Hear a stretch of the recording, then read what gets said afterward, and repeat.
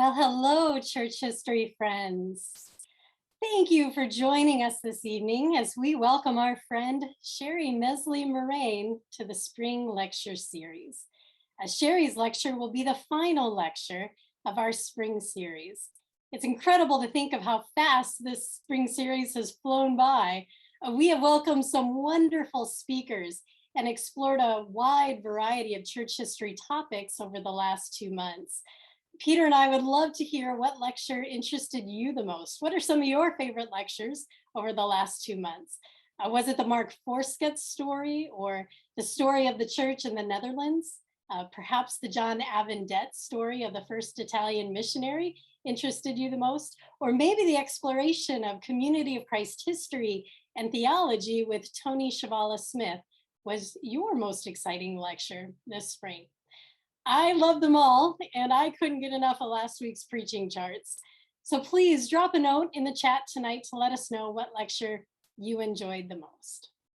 And as always, Peter Smith is joining us this evening as our co-host. Peter is signing in from Central Michigan and will be helping out in the spotlight and behind the scenes tonight. Thank you so much, Peter. Although tonight's lecture is the final lecture in the spring series, I'm thrilled to share that our online educational programs will continue on into the summer months. Peter and I will be teaming up with Lachlan Mackay and our friends from Community of Christ Historic Sites to host 4 virtual tours of the historic sites this summer. These tours are going to take place every Thursday throughout the month of July, so be sure to mark your calendars. We will start off on July 7th talking about Kirtland history and taking a virtual tour of the Kirtland Temple. Then on July 14th, we'll discuss all things Nauvoo and take a virtual tour of the Joseph Smith Historic Site. The following week on July 21st, we will share a virtual evening at the Plano Stone Church and highlight the significance of the Plano period. We'll end the virtual tours on Thursday, July 28th with a virtual tour exploring Joseph Smith III's Liberty Hall in Lamoni, Iowa. More information is headed your way soon about these summer programs, so be sure to mark your calendars and stay tuned for those additional details.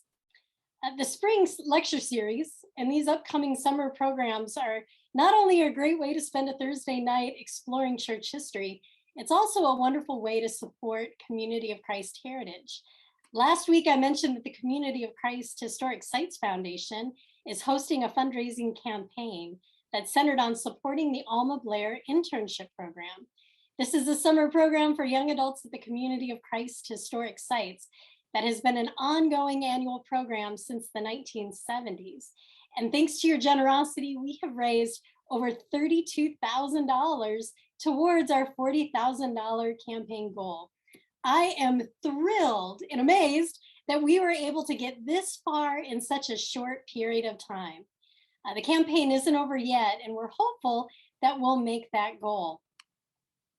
This summer program is not only an opportunity to expand a young adult's educational and professional experience, the internship program is also critical to helping share Community of Christ history with visitors from all over the world. So your generosity and support for this program goes a long way. And thank you to all of those who have given to the campaign. We greatly appreciate your generosity. You can see additional details are included on the screen for anyone wishing to donate to the campaign. Peter will also include the giving details in the chat for anyone who wants to make an online donation or send a gift through the mail. Again, thank you all for your consideration and generous support. Now, in addition to the donation details, Peter is also dropping the schedule for tonight. Sherry's lecture will surely inspire lots of questions about the women behind the Lamoni Mite Society, and you can post your questions throughout the lecture tonight using the Q&A feature that appears at the bottom of your screen.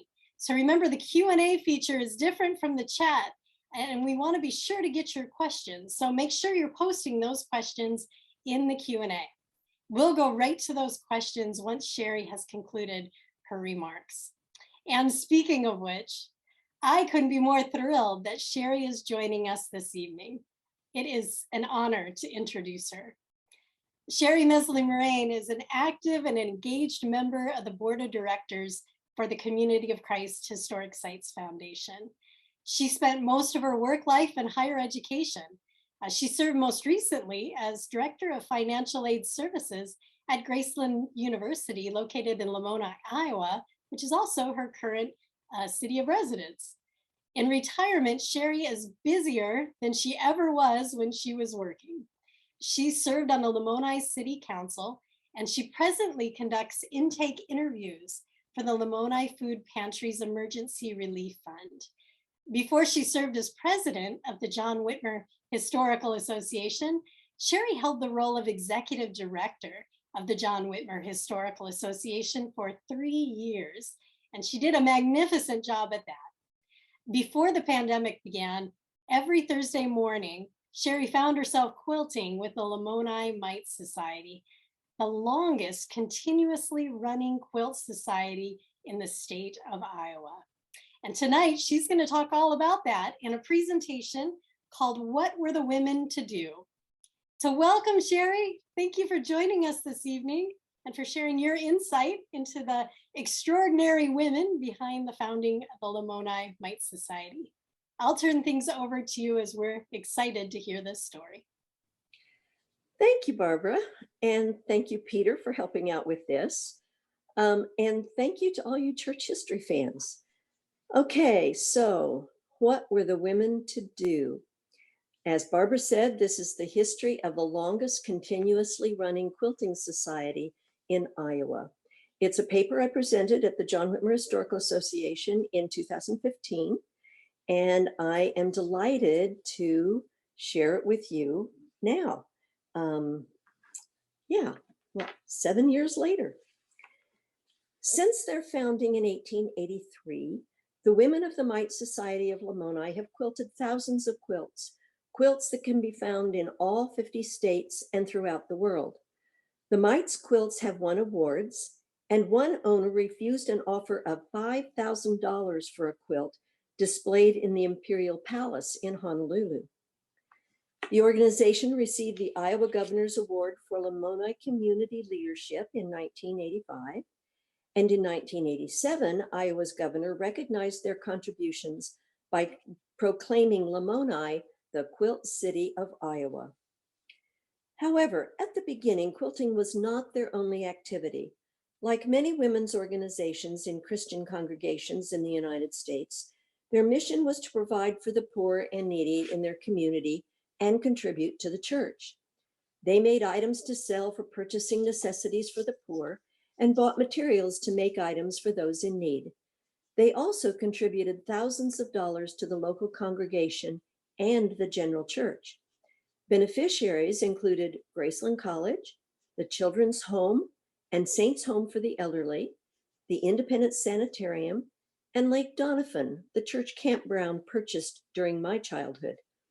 The Mites contributed $5,000 toward the building of the Community of Christ Temple, and they designed, pieced, and quilted an unusual two-sided piece quilt for the temple's dedication in 1993. As early as, and you see it here, it's very unusual. As early as 1911, Marietta Walker reported that the Mite Society had contributed $5,000 to the church. And a founder of the society reported in a 1930 article that they had provided as much as $9,000. In 1997, in an effort to justify their continued use of the space the church had committed to them in 1973, they calculated they had contributed nearly $17,000 over the previous 9 years. So, who were these women?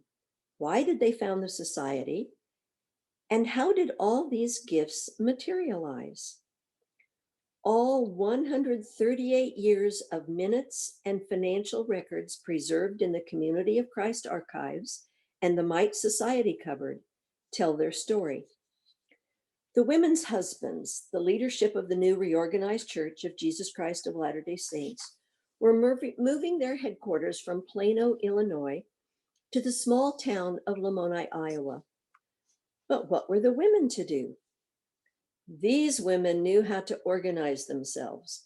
On April 5, 1883, 59 women and one husband met to officially found the society and elect their officers.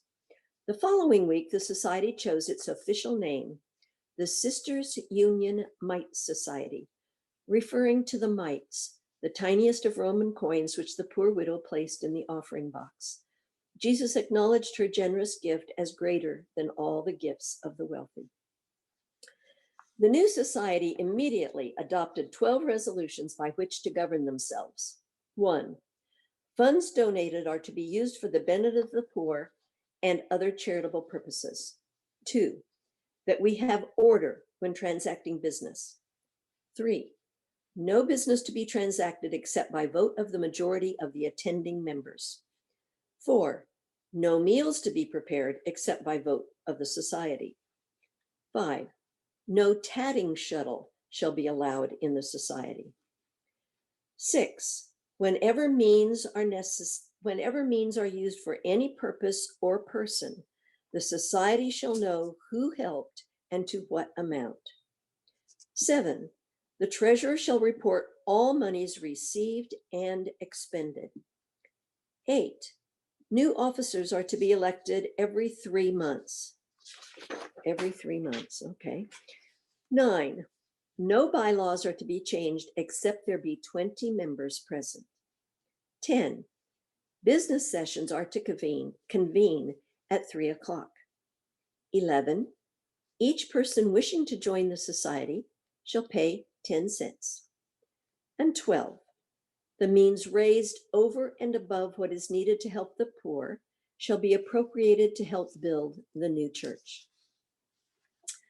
The Mites were familiar with parliamentary procedure.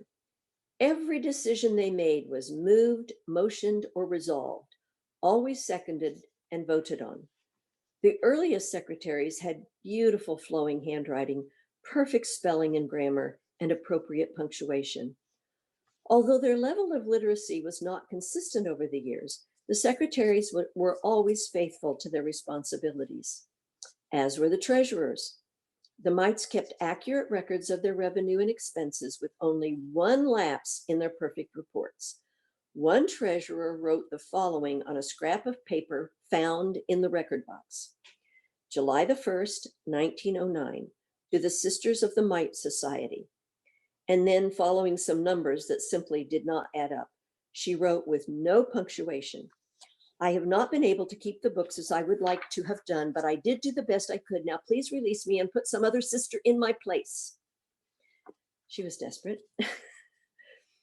2 years after organizing, the minutes described for the first time the men's willingness to interject themselves into the business of the Mites. 2 brothers usurped the sisters' ritual of a prayer and a hymn by offering 2 prayers and an exhortation. An exhortation?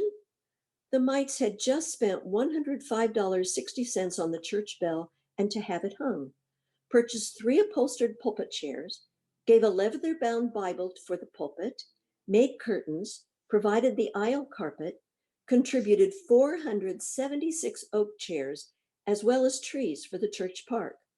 What more were the women to do? Was it preliminary to the men's wanting a hand in such a successful group, especially an independent group of women? Up until 1911, the Sewing and Aid Societies were not under the umbrella of the church. The first official recorded church effort to assimilate the Mite Society into the regular church departments was in 1912. The name of the United Daughters of Zion, established in the 1890s, was changed to the Women's Auxiliary and Social Service Department because, it was felt by the brethren, the new name stated more clearly that it was within the church organization. The object was to draw the Sewing and Aid Societies, the Mite Society, under one umbrella and to include them in the general organization, yet allow them to continue to function autonomously. What were our women to do? The minutes of the Sisters Union Mite Society of July 11, 1912 read, by motion, the society declared itself opposed to joining the Women's Auxiliary. During the 1920s, when President F.M. Smith, son and successor of Joseph Smith III, began his mission to bring supreme directional control to the church, the Women's Auxiliary began to be referred to as the Women's Department, identifying it as an integral part of the church's organizational structure. What were our women to do this time? The minutes of the Mite Society of January 27, 1927 read, voted to coordinate with the Women's Department of the church. They acquiesced. So, a little about their activities and projects. Regardless of the winds and weather storming around them, the Sisters Union Mite Society never lost sight of their mission, providing for the poor and supporting the church. The women raised funds for their purposes by charging one-time membership dues of 10 cents and by contributing their mites each week, which amounted to anything from 5 cents to the rare dollar, traditions that continued into the 1970s. This seed money was used to purchase rags, which they sewed together for weaving rag rugs, which they then sold.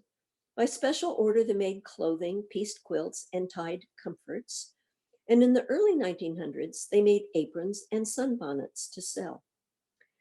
As their vision of need expanded, the Mites sponsored ice cream socials, concerts, festivals, church oyster suppers, and the occasional birthday party where they charged admission, and of course, Thanksgiving dinners where they charged 25 cents a person.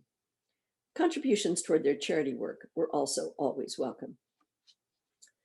Because the primary focus of their activities was to meet the needs of the poor, funds they raised went to purchase items the poor needed.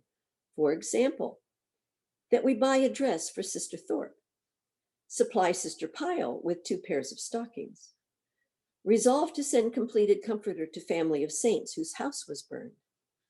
They purchased shoes and made dressers for children. They made an occasional loan with interest, and they even paid for Sister Jones to have her teeth fixed. They refused, however, to purchase a clarinet for Mrs. Drake.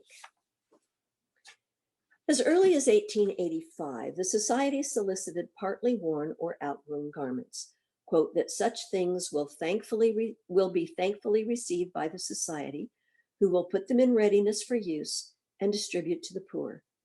This activity later became the mission of the commodity shop. The Mite Society also contributed to the Lamoni community. In 1886, the society sponsored a concert, proceeds from which went to pay for a plank sidewalk from the church to the old depot, costing a total of $1,135 for the wood and labor. As time passed, the society purchased a town bell, helped pay off the church building debt, and purchased a flag for the gospel ship Evanelia being used by South Seas RLDS missionaries. Several years later, they paid $352.05, their share to pave North Linden Street in front of their building. One of the byproducts of women's organizations was the creation of a periodical especially for women, Autumn Leaves, edited by Marietta Walker, and the Home Column, a regular women's column in Saints Herald. One writer complained that women who spent hours piecing crazy quilts were crazy for suggesting they didn't have time to read educational literature. A missionary's wife suggested that women's sewing groups have a member read to them so that they could inform their minds instead of engaging in idle conversation. As a result, in 1929, Sister Callie Stebbins, a founding member and surely the society's intellectual, began giving, quote, weekly service, reading interesting news or timely articles to the ladies as they plied their needles, thus making the hours educational ones as well as social and earning ones. Although I could not find reference to this in the minutes, the article written by founding member Sister Galter reported that the bishopric assumed responsibility in 1930 for the poor and destitute of the church. What then were the women to do? They turned to their primary art and craft, quilting. It was this for which they have become known ever since. Okay, their meeting spaces is another interesting story. One of the more difficult but interesting threads to follow is where the society met to do their sewing and their quilting. With a typical attendance in the early days of 12 to 24 women at every meeting, where were the women to meet? In the beginning, they met in one another's homes. Then in June 1887, the society met in the basement of the church, thinking that was where they would stay. But that provision didn't last long, as in October, they were back in one another's homes. It was back and forth between the church and the sisters' homes until August 1891, when they were successful in procuring a room at the Herald printing office. They intended to settle there, but again, their space was preempted frequently by the men's meetings. What were the women to do? On February 28, 1895, with 24 members present, the minutes read, "Motion carried that the Mite Society erect a building in which to meet each week. President appointed a committee consisting of the society as a whole to solicit help either in work or money or material for our building." June 27, society met in new building with 22 present. 4 months. The Mites were grateful to have a place of their own, but we might question how much it was really theirs. I say this because they immediately began to receive requests from various groups to use the building. First, it was the young folks prayer meeting group. Then it was the second quorum of elders during the annual church conference. In 1902, the stake president requested permission to use the Mite Society building for an office for the presidency, with permission to put in a desk for their use. What were the women to do? Permission was granted. And so it went. It is probably no surprise that most of the groups, whether young or old, sacred or secular, were made up of men. In 2-year cycles from 1907 to 1913, the Mites allowed others to use their hall and then decided to reserve the use of the building for the society, except for the patronesses of Graceland, a women's group, and of course, the annual church conference. I have to tell you, when they made that decision, they had to wash the walls, wash the windows, replace the carpet, change the lock. Messes had been made in their building.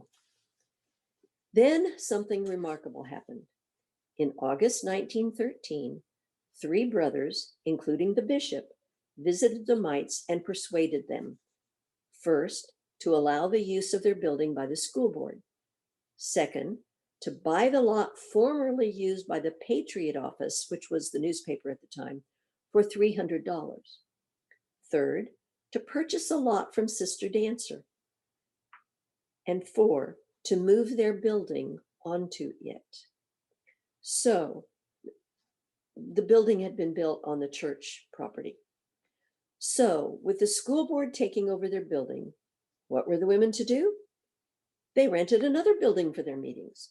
Presumably, they paid less than $12.50 a month rent they were receiving for their own building from the school board. 1 year later, the minutes of June 1914 report they met in their own building again. 3 years later, something even more remarkable happened. On January 12, 1917, with 9 members present, the minutes show that all the old officers were reelected, and the Mites voted unanimously to deed the property to the church. On February 8, the minutes read, "Prayer by Brother Garver. By motion, Brother Garver was appointed chairman. By motion, the reelection of the old officers was rescinded. By motion, the matter of business and the matter of sale of property be stricken from the minutes of last meeting." Also at that meeting, Sister Green made a statement asking the forgiveness of the society for anything she may have said or done. By motion, she was forgiven. Sister Ida Davis made a statement asking the forgiveness of the society for anything she may have said or done. By motion, she was forgiven. Don't you wonder what happened? A motion was carried appointing Brother Carmichael to represent the Mite Society to Brother McGuire in regard to our deed of the lot. Then it was decided that further consideration of this matter be deferred to next meeting. At the next meeting, they validated the legal election of officers on January 12. They also moved and seconded that the election of the officers and all important business be announced from the pulpit. Carried. What were the women to do? Well, Sister Martin treated the society to donuts. They were not quite finished with this business. The minutes of June 21 read, "It was also decided to strike from the minutes the motion pertaining to announcing from the pulpit all important business." I wish I had more. I wish the minutes had told me more. This is the group of women who, up until this intervention, had conducted their own business, bought their supplies, decided how to spend their resources, including contributing significantly to church and community, built their own building, including contracting with local merchants and laborers, and took out a loan to pay for the balance of the cost of the building, a loan which they paid back within 18 months. Prior to Brother Garver's taking over the business meeting on that fateful day in 1917, the Mites had been in control of their revenues and expenditures. As a result of this meeting, they handed over their lot to the church bishop, although they continued to meet in their building, which they did for another 32 years. The church obtained a piece of valuable property, which they had persuaded the Mites to buy. What were the women to do? They kept doing what they always did: serve the poor and raise funds for the church, and share their building with the congregation for Sunday school classes when the old brick church burned in 1931. In 1938, 21 years after deeding their land to the bishop, the society voted to sell the lot they owned just west of the lot on which their building sat. However, the Mites learned that the second lot, which the bishop had persuaded them to buy, like the title of the Mites building lot, passed from bishop to bishop, and that while the title is in the name of the presiding bishop, the beneficial use thereof and the responsibility, etc., is in the local society. Thus it was the society who continued to pay the insurance premiums on the building.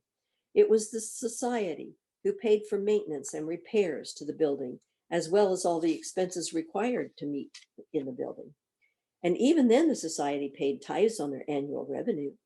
They also continued to allow the use of their building by other groups, sometimes for a fee, sometimes for no fee. In 1951, the new church was built. The Mites, in exchange for now turning over their building to the bishop, were promised a home at the church. The church kitchen did not prove to be a hospital location, however, as there was too much traffic through their area.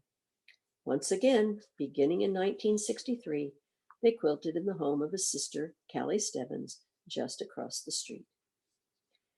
At some point in the next 20 years, the Mites found themselves back at their old building, which in their absence had served as the commodity shop. In a City of Lamoni game of musical chairs, the commodity shop moved 2 more times, the Mites 1 more time. The minutes of January 4, 1973, reported that they finished 1 quilt at the old Mite building at noon, and then quilted in the afternoon in their new quarters at the service center, now on South Linden Street. Their new quarters in the apartment at the back of the service center did not prove to be always hospitable either. In 1997, the Mites had a very serious business meeting in which they calculated the financial contributions they had made during the previous 9 years, close to $17,000 to the church and the service center. The reason for this review is found in the minutes that day.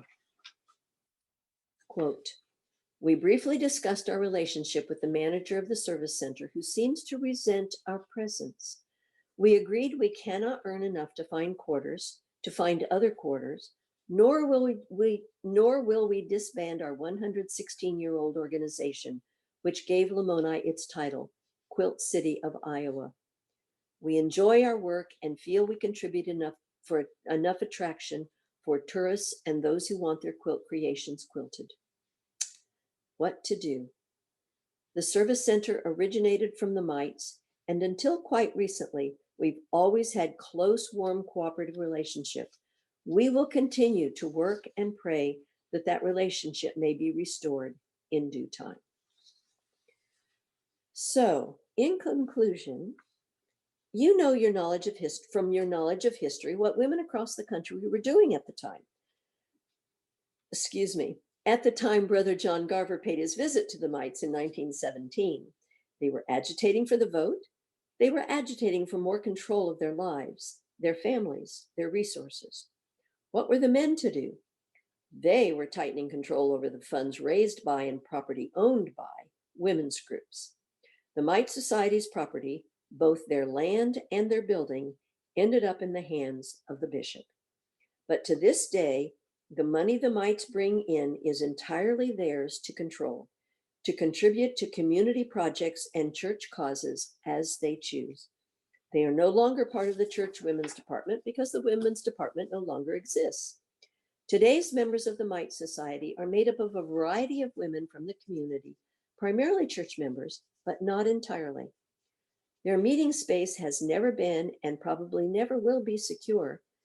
In spite of the church's commitment to always have a place for them, I had it at the time I wrote this paper on good authority that the board of directors of the service center, now the thrift shop, was agitating for the Mites to find another place to quilt. The feeling being that they contribute nothing to the thrift shop, and the thrift shop needs that space to expand.